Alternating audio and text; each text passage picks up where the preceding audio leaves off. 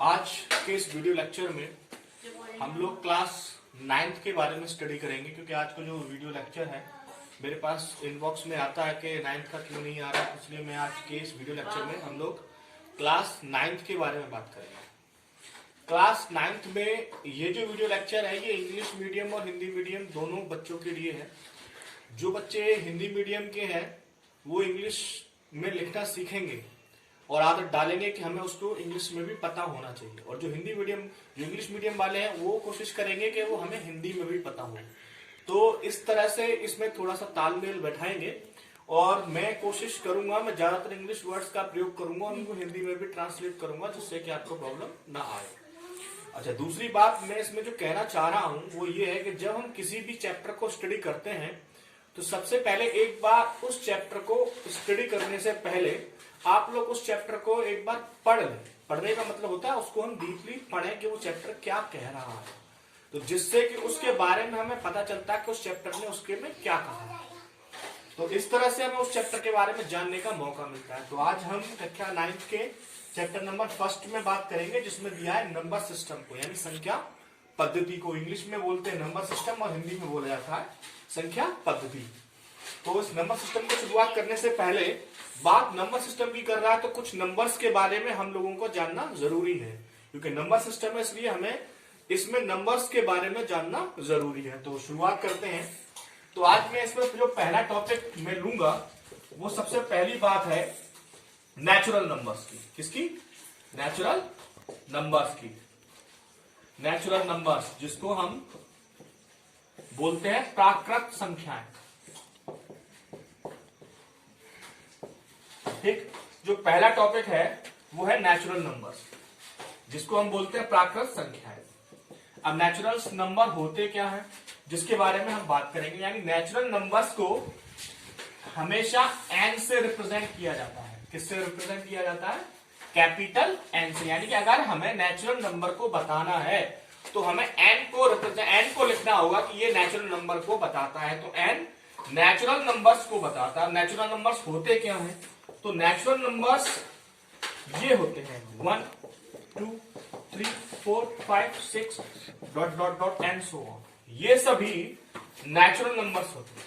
ठीक, इन सभी को नेचुरल नंबर कहा जाता है। 1 2 3 4 5 6 7 8 9 10 डॉट डॉट डॉट जितने भी है ये नेचुरल नंबर्स का सेट है। डॉट डॉट ये बता रहा है कि इसमें सारे नंबर्स हैं एंड सो ऑन, जितनी भी काउंटेबल है वो सारी चीजें हैं। अब इसमें थोड़ी सी बात और समझ लीजिए। जब सबसे पहले मैथमेटिक्स को पढ़ाया गया था तो सबसे पहले केवल नेचुरल नंबर्स को 9 तक पढ़ाया गया था। कहां तक? 1 to 9 तक। लेकिन उसके कुछ समय बाद एक संख्या बनी 0, जिसको इसमें इंक्लूड किया गया और इस नंबर्स की काउंटेबिलिटी को आगे बढ़ाया गया। तो इस तरह से ये एक नेचुरल नंबर्स है 1 2 3 4 5 6 डॉट डॉट डॉट डॉट, जिसको हम एन से रिप्रेजेंट करते हैं। अब नेचुरल नंबर्स के बाद में जो दूसरा टॉपिक है जिसके बारे में मैं बात करूंगा उसको हम बोलते हैं होल नंबर्स। क्या बोलते हैं? Whole numbers. ठीक, जिसको बोलते हैं पूर्ण संख्याएं। ठीक, जिसको बोलते हैं पूर्ण संख्याएं। ये होल नंबर्स हैं। होल नंबर्स को रिप्रेजेंट किया जाता है W से। किससे रिप्रेजेंट किया जाता है? W से हम होल नंबर्स को रिप्रेजेंट करते हैं और इसको ऐसे भी लिखा जाता है W। होल नंबर्स में एक बात आती है कि ये जो काउंटेबिलिटी है, मैंने आपको बताया था सबसे पहले हमने काउंटिंग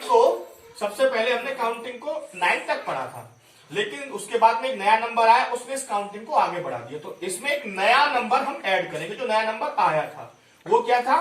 वो 0 था। तो 1 2 3 4 5 6 7 डॉट डॉट डॉट, ये होल नंबर्स होते हैं। तो होल नंबर्स में केवल नेचुरल नंबर से एक वैल्यू ज्यादा बढ़ जाती है, वो होती है 0। यानी कि अगर हम नेचुरल नंबर्स में 0 को इंक्लूड कर दें तो वो होल नंबर्स बन जाते हैं। ठीक, अब होल नंबर्स के बाद हमने नेचुरल नंबर्स को पढ़ा था। नेचुरल नंबर क्या होते हैं? 1 2 3 4 5 6 डॉट डॉट डॉट।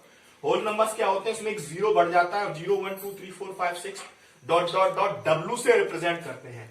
इसके बाद जो थर्ड बात है, तीसरी जो मैं बात करूंगा, अब इसके बाद नेचुरल को पढ़ लिया, होल को पढ़ लिया, अब बात आती है इंटीजर्स की। किसकी बात आती है? इंटीजर्स। कि इंटीजर्स क्या होते हैं, ठीक। तो इंटीजर्स को बोलते हैं पूर्णांक। क्या बोलते हैं? पूर्णांक बोलते हैं इंटीजर्स को, जिसको हम आई से और कहीं कहीं जेड से रिप्रेजेंट कर देते हैं। इंटीजर्स को कहीं कहीं आई से और कहीं कहीं जेड से हम रिप्रेजेंट करते हैं, यानी कि इंटीजर को आई से भी रिप्रेजेंट किया जाता है और जेड से भी। अच्छा, एक और बात, क्लास 6 से लेकर के 8 तक जो आपने मैथमेटिक्स पढ़ा था, उसमें ये बताया गया था इंटीजर्स 2 टाइप्स होते हैं, एक पॉजिटिव होते हैं और एक नेगेटिव होते हैं। तो इसमें जो इंटीजर्स होंगे, तो इन इंटीजर्स को लिखा कैसे जा सकता है? मैं इस इंटीजर्स को ऐसे लिख सकता हूं, dot dot dot -5 -4 -3 -2 -1 0 1 2 3 4 5 dot dot dot, इस तरह से। या यानी कि इसमें मैंने पॉजिटिव को भी इंटीजर्स को लिखा है और नेगेटिव को भी लिखा है, या फिर मैं इसको ऐसे भी लिख सकता हूं, 0 +-1 +-2 +-3 +-4 +-5 डॉट डॉट डॉट, ये सभी इंटीजर्स होते हैं। यानी कि अगर हम होल नंबर्स में इस होल नंबर्स, ये होल नंबर्स है, इसका मतलब क्या है? होल नंबर्स में 0 बड़ा है नेचुरल नंबर से, यानी कि नेचुरल नंबर का 0 नहीं था, लेकिन जब हमने होल नंबर्स की बात की तो उसमें 0 बढ़ गया, तो ये एक टर्म बढ़ा करके होल नंबर्स को लिखा गया है। अगर हम इंटीजर्स की बात कर रहे हैं तो इंटीजर्स का मतलब है इसमें ये सभी कैसे हैं? होल नंबर्स में सारे नंबर्स प्लस के हैं। तो मैंने इसमें एक काम किया कि मैंने इन होल नंबर्स में माइनस के नंबर्स कुछ बढ़ा दिए, यानी कुछ और इसमें नंबर्स को ऐड कर दिया। प्लस तो थे ही, मैंने इसमें माइनस को और बढ़ा दिया। तो जब मैंने इन होल नंबर्स में माइनस को बढ़ा दिया तो ये जो नंबर्स है वो इंटीजर्स बन गए। क्या बन गए? इंटीजर्स। तो इसलिए इसको मैंने ऐसे लिखा, -4 माइनस का 5 -4 -3 -2 -1 0 1 2 3 4, इसको इंक्लूड करके यानी इकट्ठा करके ऐसे लिखा जा सकता है कि 0 +-1 +-2 +-3 +-4 +-5, यानी कि इंटीजर्स में 0 भी होता है, पॉजिटिव नंबर्स भी होते हैं और नेगेटिव नंबर्स भी होते हैं। यानी कि इंटीजर्स में एक तक फिर बढ़ गया होल नंबर से, कौन सा? वो था नेगेटिव नंबर, क्योंकि इंटीजर्स में पॉजिटिव तो होते ही हैं। तो 3 तरह के हमने नंबर अभी तक पढ़े हैं। इसके बाद इसमें एक और बात आती है जो मैं यहां लिख रहा हूं, यानी कि हमने इंटीजर्स को पढ़ लिया। इंटीजर्स के बाद आता है रैशनल नंबर। क्या आता है? Rational numbers. रैशनल नंबर्स को हिंदी में बोलते हैं परमेय संख्याएं। क्या बोलते हैं? परमेय संख्या। ये क्लास 8th में जो बच्चे स्टडी करके आए हैं, उन्होंने शुरुआत में जो फर्स्ट चैप्टर है उसमें इसको पढ़ा है, रैशनल नंबर्स को। तो रैशनल नंबर्स होते क्या है? रैशनल नंबर्स को हमेशा क्यू से रिप्रेजेंट किया जाता है। किससे रिप्रेजेंट किया जाता है? क्यू से, ठीक। यानी कि इसको क्यू से रिप्रेजेंट किया जाता है। उसका मीन्स क्या है? इसका मीन्स ये है कि रैशनल नंबर P/Q के रूप में लिखे होते हैं, यानी कि अंश बटे हर के रूप में P/Q, यानी कि न्यूमरेटर अपॉन डिनोमिनेटर। P/Q यानी कि न्यूमरेटर अपॉन डिनोमिनेटर या अंश बटे हर के रूप में लिखे रहते हैं। वेयर या such that P and Q are 2 integers. P और Q क्या होते हैं? 2 इंटीजर्स होते हैं, या हम ऐसे कह सकते हैं P और Q क्या होते हैं? 2 पूर्णांक होते हैं, जिसमें Q कभी भी 0 नहीं होता। यानी कि अगर हमें रेशनल नंबर्स लिखना है तो उसको हमें एक तो P/Q के रूप में लिखना होगा। दूसरी बात, उसमें जो नीचे का वैल्यू है यानी डिनोमिनेटर है वो कभी भी शून्य नहीं हो सकता। यानी कि न्यूमरेटर शून्य हो सकता है लेकिन Q कभी भी शून्य नहीं हो सकता। ये रैशनल नंबर्स की कंडीशन है। अब रैशनल नंबर्स होते क्या है? मैं अगर आपके लिए लिखूं तो ये भी रैशनल नंबर है, ठीक। और अगर मैं इसको ऐसे लिख दूं,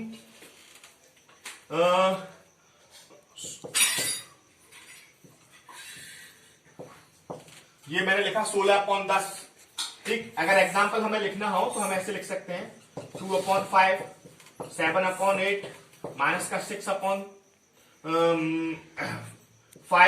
ये सभी क्या है? ये सभी रैशनल नंबर है।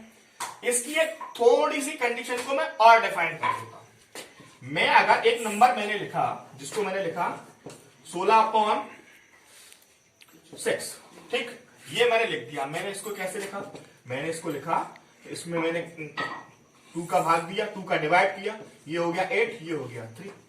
तो ये जो रैशनल नंबर है ये इसके इक्विवेलेंट है, यानी कि 8/3 इसके इक्विवेलेंट है। अगर हम इस 16/6 को 8/3 लिख सकते हैं, यानी कि ये और ये इक्विवेलेंट रेशनल नंबर है, यानी कि ये एक इक्विवेलेंट रेशनल नंबर है, यानी कि ये इसके बराबर है। या फिर ऐसे भी लिख सकते हैं, आप चाहें तो माइनस का 25 अपॉन, मैं इसे लिख दूं 20, तो उसको ऐसे लिख सकते हैं माइनस का 25, तो इससे डिवाइड कर दीजिए, या माइनस अपॉन -25 अपॉन -25।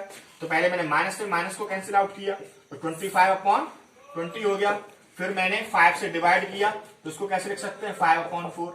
ये भी एक इक्विवेलेंट रेशनल नंबर है, यानी कि ये क्या है, ये इक्विवेलेंट रेशनल नंबर है, ये आप याद रखेंगे।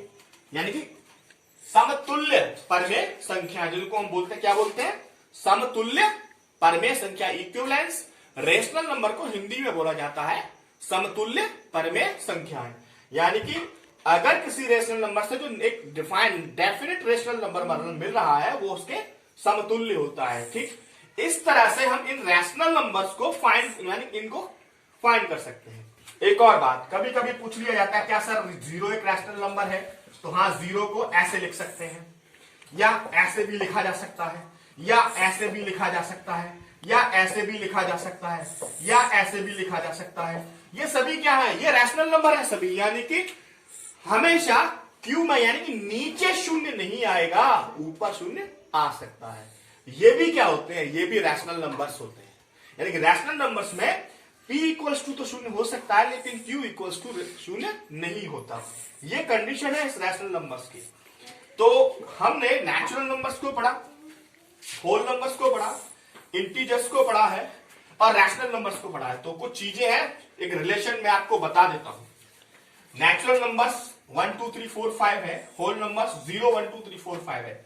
ये बता रहा है कि जो नेचुरल नंबर है वो होल नंबर में मौजूद है, जो नेचुरल नंबर है वो होल नंबर्स में मौजूद है। इंटीजर्स क्या बता रहा है, इंटीजर्स ये बता रहा है कि ये जो होल नंबर्स है ये इस इंटीजर में मौजूद है, और नेचुरल नंबर भी इसमें मौजूद है। रैशनल नंबर्स में तो आपको पता ही है, ये सभी इसमें इंक्लूड है, लेकिन ये जरूरी नहीं है कि ये इसमें ना हो। अच्छा, दूसरी बात, तो ये सारे रैशनल नंबर्स पढ़ने के बाद आपने देखा होगा कि सबसे बड़ा, जो सबसे बिगेस्ट जो टर्म है, जो सबसे बड़ा टर्म है वो क्या है, वो सबसे बड़ा टर्म मैं यहां बता देता हूं आपको। जो सबसे बड़ा टर्म है वो है Q, यानी कि Q सबसे बड़ा रैशनल, Q इस परिवार का सबसे बड़ा सदस्य है, जिसमें ये सभी इंक्लूड है, ठीक। अब Q जब इस परिवार का सबसे बड़ा सदस्य है, तो उसके बाद इससे छोटा होगा I, ठीक। यानी इससे छोटा क्या है, इंटीजर्स है, और इंटीजर्स से छोटा क्या है, W है, और W से छोटा क्या है, नेचुरल नंबर्स है। ये इनका क्रम है जो हमें याद रखना है। यानी कि रैशनल नंबर्स सबसे बड़ा परिवार, सबसे बड़ा फैमिली है, उससे छोटी इंटीजर है, उससे छोटी W है, और उससे छोटी N है, जिससे कि हमें ये आगे मेमोरेबल रहे, हमें आगे इसमें कैलकुलेट करने में समस्या उत्पन्न ना हो। तो इस चैप्टर्स को मैंने अभी बहुत डिटेल में आप लोगों को बताया है इन चीजों के बारे में। अब थोड़ा सा मैं इस चैप्टर्स के बारे में बात करूंगा, इनके बात करने के बाद कि ये कह क्या रहा। आप इसको पॉज करके या रिमाइंड करके नोट कर लीजिएगा। मैंने दोनों में लिखा है, जो इंग्लिश मीडियम वाले बच्चे हैं उनको भी समझ में आ रहा है कि होल नंबर्स क्या होते हैं, रैशनल नंबर्स क्या होते हैं, इंटीजर्स क्या होते हैं, इन सबको आसानी से डिफाइन किया है। तो जरा मैं आगे चलता हूं और आप देखिएगा इसको। 1 और 2 के बीच में आप 5 रैशनल नंबर्स को फाइंड कर दीजिए। ये कह रहा है 1 और 2 के बीच में 5 रैशनल नंबर्स को आप फाइंड कर दीजिए। तो कैसे फाइंड करेंगे, मैंने इसको ऐसे लिखा 1 and 2, ठीक है। अब मुझे 5 रैशनल नंबर्स फाइंड करने हैं। मैं, आप चाहे तो इसको कैसे भी लिख सकते हैं, यानी कि आप ऐसे भी कंसीडर कर सकते हैं, p equals to 1, q equals to 2। तो जब हम फर्स्ट रैशनल नंबर्स फाइंड करेंगे तो मैंने आपको बताया था दोनों को ऐड कर देते हैं, p प्लस क्यू अपॉन 2, यानी कि 1 plus 2 upon 2, that means 3 upon 2। ठीक, यानी कि जो फर्स्ट रैशनल नंबर है वो इनके बीच में आ गया 3/2। ठीक, अब हमें क्या करना है, अब हमें सेकंड रैशनल नंबर फाइंड करना है। सेकंड रैशनल नंबर, इसके लिए क्या करना है, ये जो नंबर्स आया है ये इन दोनों के बीच का नंबर है, यानी कि इसको हम ऐसे लिख सकते हैं, ये मैंने गोला कर दिया है, ये 3/2 इन दोनों के मिडिल में आ गया है।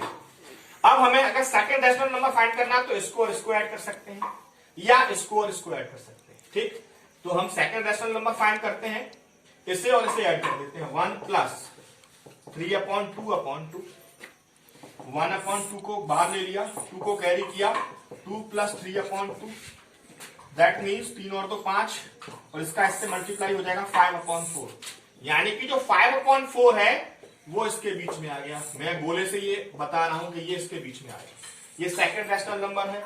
अगर आप थर्ड रैशनल नंबर फाइंड करना चाहते हैं तो इन दोनों को ऐड कर दीजिए, वही 1/2, 3/2 प्लस 2 बाहर रखा है मैंने, 1/2, तो इसको लिख सकते हैं 3 प्लस 4/2, यानी कि 1/2, 4 और 3 ये 7/2, यानी कि 7/4।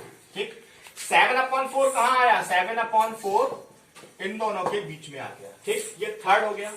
अब अगर हमें फोर्थ रैशनल नंबर फाइंड करना है तो आप जिसको चाहें उन दो नंबर्स को ऐड कर सकते हैं, या तो ये दोनों या ये दोनों। चलो ये दोनों ले लेते हैं, तो मैंने यहां लिखा फोर्थ रैशनल नंबर्स, यानी कि 1/2। ठीक, कैसे लिखेंगे, 5/4 प्लस 3/2, 1/2, एलसीएम आया 4, यहां आएगा 5, यहां 3 2 जा 6, इसको लिख सकते हैं 1/2, 6 और 5 11/4, यानी कि 11/8। ये जो रैशनल नंबर है वो किसके बीच में है, वो जो रैशनल नंबर है ये इन दोनों के बीच में आया, यानी कि 5/4 और 3/2 के बीच में एक और रैशनल नंबर आ गया, जिसको हम लिख सकते हैं 11/8। कितने हो गए फाइंड करने के बाद, 4।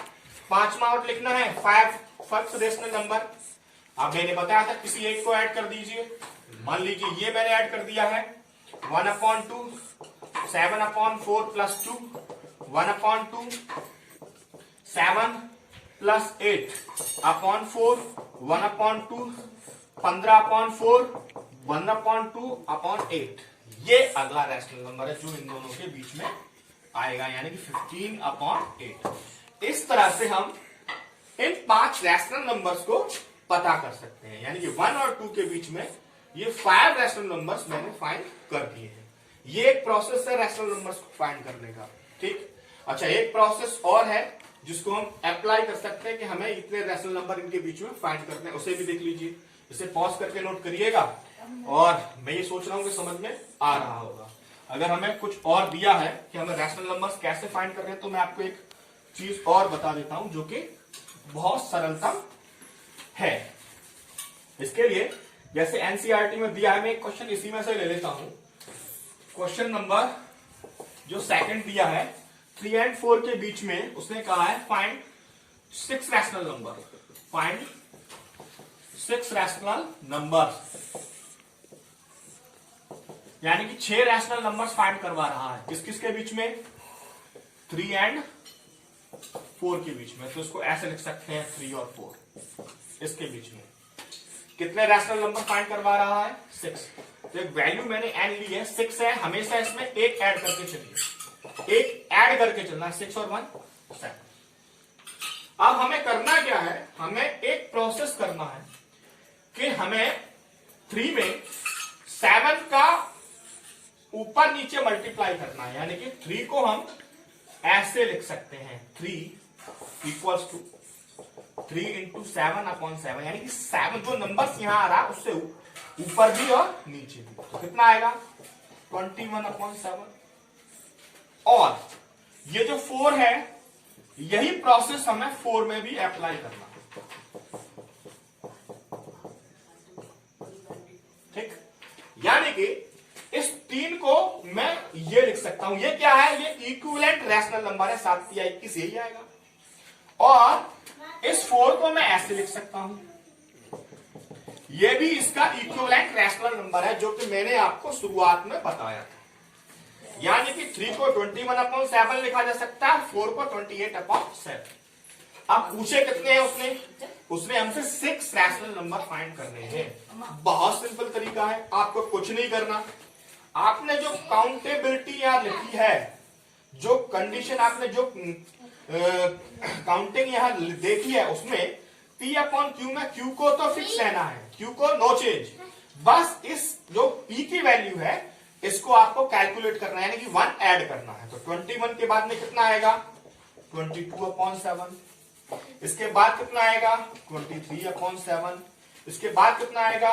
24/7। इसके बाद कितना आएगा? 25/7। इसके बाद कितना आएगा? 26/7। इसके बाद कितना आएगा? 27/7। और उसके बाद तो 28 है ही है। तो कितने बन रहे हैं? 1 2 3 4 5 6। तो यहां लिखेंगे हैंस, या तो हैंस लिख देंगे या फिर रिक्वायर्ड रैशनल नंबर्स, हिंदी में लिखेंगे अभीष्ट परमेय संख्याएं। हिंदी में क्या लिखेंगे? अभीष्ट परमेय संख्या। और इंग्लिश में लिखेंगे रिक्वायर्ड रैशनल नंबर। कौन कौन से थे? आपने काउंट किए 22/7, 23/7, 24/7, 25/7, 26/7 और 27/7। ये 6 रैशनल नंबर्स हैं। 1 2 3 4 5 6। इस तरह से एक ये भी प्रोसेस है कैलकुलेट करने का। तो मैंने आपको रैशनल नंबर्स को फाइंड करने के 2 प्रोसेस बताए थे। एक फॉर्मूले P+Q/2 से था, और एक था जब हम इसके डिनोमिनेटर को फिक्स करके निकालते हैं। तो ये दोनों ही प्रोसेस आपके समझ में आए होंगे। कल मैं इसमें एक क्वेश्चन सेकंड था जो मैंने कैलकुलेट कर दिया है। थर्ड वाला जो क्वेश्चन है उसमें भी यही पूछा है, जरा उसके भी देख लीजिएगा 2 मिनट में। मैं अभी लगा देता हूं, फिर आपकी ट्रू फॉल्स के बारे में बात होगी। तो इस तरह से इसको काउंट कर सकते हैं। तो इसका जो क्वेश्चन नंबर एक और दिया है वो आप देख लीजिए। यानी कि ये कह रहा है क्वेश्चन नंबर 3 में, इसने कहा है 3/5 तथा 4/5। ये 2 रैशनल नंबर्स हैं, इसके बीच में कितने फाइंड करने हैं? फाइंड 5 रैशनल नंबर्स, यानी कि 5 पता करने हैं। ठीक है, ऐसे अब मैंने आपको बताया था कितने n = 5 है, तो 5 + 1 बढ़ा लेते हैं 6। तो मैंने आपको बताया था जो फर्स्ट रैशनल नंबर है उसमें कितने का मल्टीप्लाई करना है? 6 का। यानी कि ये जो दे रखा है 3/5, इसको हम ऐसे लिख सकते हैं 3 × 6 5 × 6, यानी कि 18/30 एंड। और ये जो 4/5 है इसको कैसे लिख सकते हैं? 4/5 4 × 6 5/6, यानी 24 कितना ये, यानी कि ये 3/5 इक्विवेलेंट है किसके? 18/30 के। और 4/5 इक्विवेलेंट है किसके? 24/30 के। कितने फाइंड करने हैं? 5। मैंने आपको बताया था नीचे का फिक्स रखते हैं, तो नीचे का तो फिक्स ही है, इसको आगे कर सकते हैं। 18 के बाद 19 पहला, ये दूसरा, ये तीसरा, ये चौथा और ये 5वां। तो रिक्वायर्ड रैशनल नंबर्स, यानी अभीष्ट परमेय संख्याएं, दोनों में लिखा है मैंने। क्या होगी? अभीष्ट परमेय संख्या होगी 19/30, 20/30, 21/30, 22/30 और 23/30। सिंपल प्रोसेस है, बहुत सिंपल इजीली मैंने आपको डिफाइन किया है। इस तरह से हम इसको फाइंड कर सकते हैं। क्वेश्चन नंबर सेकंड को मैंने अप्लाई कर दिया, थर्ड को मैंने अप्लाई कर दिया। फर्स्ट में पूछा है क्या शून्य एक परमेय संख्या है? तो मैंने आपको बताया था हाँ शून्य एक परमेय संख्या होती है। बगल में मैंने बताया था शून्य को लिख सकते हैं 0/1, 0/2, 0.3, 0.4, 0.5, 0. ऐसे करके मैंने आपको डिफाइन किया था क्वेश्चन नंबर फर्स्ट में। यानी कि शून्य को अगर हम ऐसे लिखें 0.1 और यहाँ m क्या है, यहाँ m एक इंटीजर है। क्या है? इंटीजर है, यानी कि पूर्णांक है। तो मैंने आपको बताया था 0.1 क्लास 8 में पढ़ा है, 0.2, 0.4, 0.-5, ये सभी क्या है? ये सभी रैशनल नंबर्स हैं। ठीक, यानी कि शून्य को एक रैशनल नंबर कहा जा सकता है, कहा जाता है, यानी शून्य एक रैशनल नंबर्स है। तो पहले का है, यानी कि ट्रू है। अच्छा, उसमें फिर क्या कहा है, और उसने क्या क्या ऐसे आप P/Q में लिख सकते हैं। हाँ, हम इसे P/Q के रूप में लिख सकते हैं। ये मैंने P/Q के ही रूप में लिखा है। ठीक, यानी कि रैशनल नंबर्स में शून्य को नीचे नहीं लिखा जा सकता, ऊपर तो न्यूमरेटर की जगह पे हम लिख सकते हैं। तो शून्य क्या है? एक रैशनल नंबर। और इसके बाद क्वेश्चन नंबर 4 में दिए हैं, उसने क्या है, क्वेश्चन नंबर 4 में कहा है प्रत्येक प्राकृतिक संख्या एक पूर्ण संख्या होती है। मैंने आपको बताया था, जो नंबर्स को मैंने डिफाइन किया था, प्राकृतिक संख्या क्या होती है, इंटीजर्स क्या होता है, ये क्या होता है, तो उसमें मैंने आपको बताया था प्रत्येक होल नंबर्स, यानी प्रत्येक नेचुरल नंबर्स होल नंबर्स होते हैं। ठीक है, लेकिन प्रत्येक होल नंबर्स नेचुरल नंबर नहीं हो सकते। दूसरी बात, प्रत्येक होल नंबर्स इंटीजर्स होते हैं और नेचुरल नंबर्स भी इंटीजर होते हैं, लेकिन प्रत्येक इंटीजर्स होल नंबर्स नहीं हो सकता। इसके बाद में ऐसे ही मैंने उसमें डिफाइन किया था, रैशनल नंबर्स जो है वो होल नंबर्स हो सकते हैं, नेचुरल हो सकते हैं, इंटीजर्स हो सकते हैं, लेकिन कोई भी इंटीजर्स नेचुरल ये वो नहीं हो सकता। तो इस तरह से इनको डिफाइन कर सकते हैं। ये कंडीशन आप पढ़ करके इसे लिख सकते हैं, यानी ट्रू है या फॉल्स है। मैंने आपको बता दिया है ये करने का प्रोसेस कैसे है। अगर बाई चांस आपकी प्रॉब्लम में कोई आ रही है तो आप मुझे कमेंट बॉक्स में लिखिएगा, कल फिर मैं इसमें बात करूंगा। आज मैंने आपको पहली एक्सरसाइज के बारे में बहुत डीपली स्टडी कराया, बहुत डीपली। ठीक, और आपके समझ में आया होगा। ठीक, आप इसको बिल्कुल डीपली स्टडी करिएगा। क्वेश्चंस मैंने लगाए हैं, आप एक बार और लगाइएगा। अगर प्रॉब्लम आती है तो आप मुझे कमेंट बॉक्स में लिख सकते हैं। लेकिन इसको करने के बाद आप मेरे जो वीडियो है उसको लाइक और सब्सक्राइब जरूर करिएगा, आपके लिए है ये। इसके बाद में कल आपको एक नए वीडियो में मिलूंगा, नई एक्सरसाइज में बात होगी और बहुत डीपली बात होगी। घर पे रहिए, मेहनत करिए और बहुत अच्छी तरह से स्टडी करिए। कोई भी प्रॉब्लम आए आप मुझे बता सकते हैं और निश्चिंत रहिए, घर पे रहिए, सेफ रहिए।